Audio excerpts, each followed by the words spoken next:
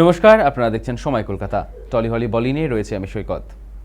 প্লেব্যাককে বিদায় জানিয়েছেন মাত্র কয়েকদিন আগেই। সেই থেকেই অরিজিৎ সিংয়ের শ্রোতা অনুরাগীদের মন রীতিমতো ভার। অরিজিতের ঘোষণার কয়েকদিন কাটতে না কাটতেই তার বাড়িতে হাজির আমির খান। এদিন আমির অরিজিতের বাড়িতে আসতেই সকলের মনে একটাই প্রশ্ন জেগেছে, তাহলে কি ফের অরিজিৎকে রেকর্ডিং স্টুডিওয়ে ফেরানোর জন্য উদ্যোগী হয়েছেন আমির খান? তাই কি এই ঝটিকা সফর? কৌতূহল জমেছে অনুরাগীদের মনে। যদিও তাদের দুজনের মধ্যে কি আলোচনা হয়েছে তা নিয়ে এখনো কিছু জানা যায়নি। তবে এদিন অরিজিতের বাড়ির ছাদে কড়া নিরাপত্তার বলয়ের মধ্যেই ঘুড়ি ওড়াতে দেখা গিয়েছে আমির খানকে। রবিবার শিল্পীর বাড়িতেই থেকেছেন আমির। সোমবার রাতে সেখান থেকে মুম্বাই ফিরে যাওয়ার কথা রয়েছে আমিরের।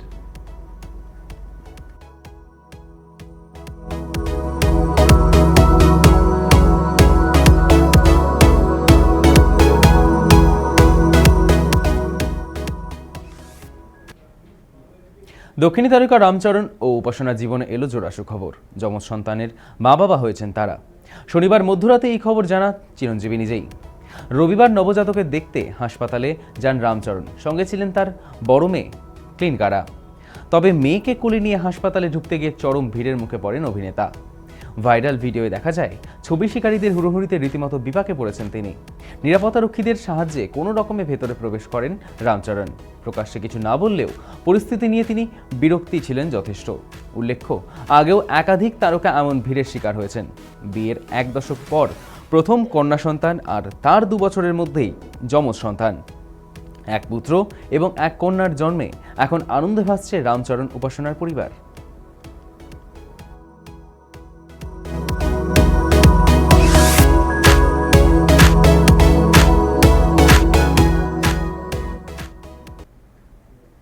রবিবার ভোররাতে বলিউডের নামী পরিচালক রোহিত শেট্টির বাড়ি লক্ষ্য করে চলে গুলি।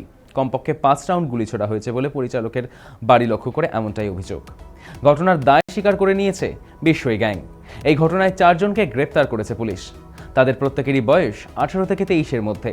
তাদের নাম যথাক্রমে আদিত্য জ্ঞানেশ্বর, সিদ্ধার্থ দীপক, ইয়েনপুরে, সমর্থক শিবরন পমজি ও স্বপ্নীল বন্ধু সাকাত। তারা প্রত্যেকেই শুভম লস্করের নির্দেশে এই কাজ করেছিল বলে জানিয়েছে। যদিও সিসিটিভি ফুটেজে দেখা গিয়েছে একজনকেই। এমনকি পুলিশ সূত্রে জানা যাচ্ছে গুলিকাণ্ডে মূল চক্রী ছিল লঙ্কার। অভিযুক্তদের সুপারি কিলার জোগাড় করে দিয়েছিল সে।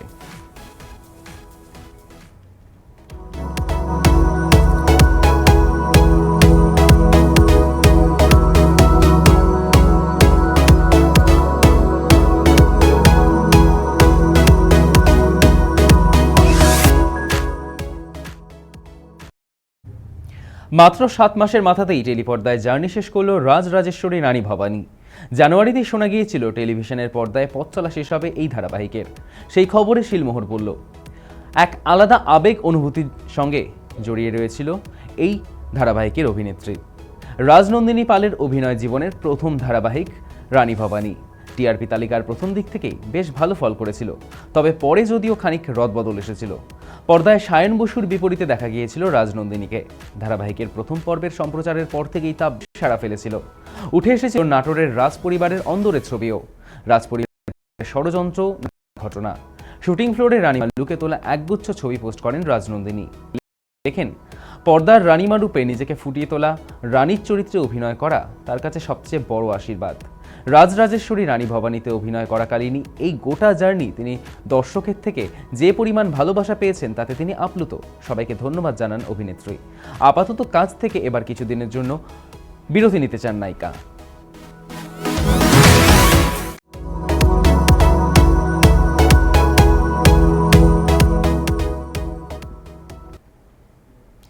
বড়দিনের মরশুমে মুম্বাইয়ের কনসার্টে এপি ধিলোর সঙ্গে তারার অন স্টেজ মাখামাখির পরই বীরের সঙ্গে তারার দূরত্ব বেড়েছিল বলেই গুঞ্জন ছিল বি টাউনে। এবার প্রেমিক বীরের জন্মদিনের পার্টিতে অভিনেত্রীর অনুপস্থিতি যেন আরও সবকিছু পরিষ্কার করে দিল। বিচ্ছেদের গুঞ্জন এই তারকা জুটিদের মধ্যে বেশ জনপ্রিয় বীর পাহাড়িয়া ও তারা সুতারিয়া। সোমবার নিজেদের জন্মদিনের পার্টিতে বন্ধুবান্ধব ও প্রিয়জনদের নিয়ে সেলিব্রেশনে মেতে উঠেছিলেন বীর, কিন্তু অনুপস্থিত ছিলেন অভিনেত্রী। ভিড়ের মাঝে কারোর চোখ এড়ায়নি তারার গড়হাজিরা। টিনসেল টাউনে তাদের বিচ্ছেদের যে জল্পনা চলছিল তাতে এবার হয়তো সত্যি শিলমোহর পড়ল। তবে এত কিছুর পরও এই নিয়ে মুখ খোলেননি তারা ও বীর কেউই। তাদের এই নিশ্চুপ থাকাই যেন তাদের প্রেম সংক্রান্ত নানান আলোচনার জল্পনায় আরও আগুনে ঘি ঢালল।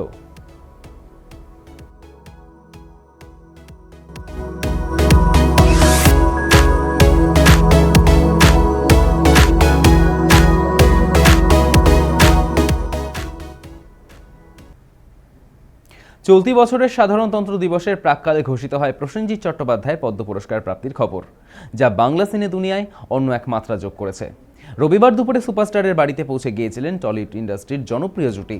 শুভেচ্ছা স্বরূপ নিয়ে গিয়েছিলেন বোমবাদার জন্য উপহারের ডালি। শুধু তাই নয়, প্রসেনজিৎ চট্টোপাধ্যায়ের সঙ্গে তোলা ছবি নিজেদের সোশ্যাল মিডিয়ায় ভাগ করে নিয়েছেন নুসরাত ও যশ। প্রসেনজিৎ চট্টোপাধ্যায়ের হাত ধরেই গ্রাম বাংলার ঘরে ঘরে পৌঁছে গিয়েছিল কমার্শিয়াল ছবি। গোটা ফিল্মি ক্যারিয়ারের অভিনয় করেছেন প্রায় 350-এরও বেশি ছবিতে। 1968 সালে বাবা বিশ্বজিৎ চট্টোপাধ্যায়ের পরিচালিত ছোট্ট জিজ্ঞাসা ছবিতে প্রথম শিশু শিল্পী হিসেবে অভিনয়ের হাতেখড়ি।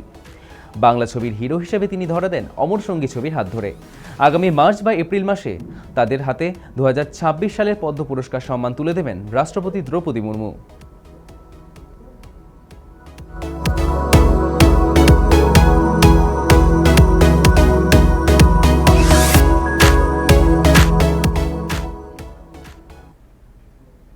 টলি হলি বলি এখনকার মতো এই পর্যন্তই। দেখতে থাকুন সময় কলকাতা। সময় বলবে সময়ের কথা।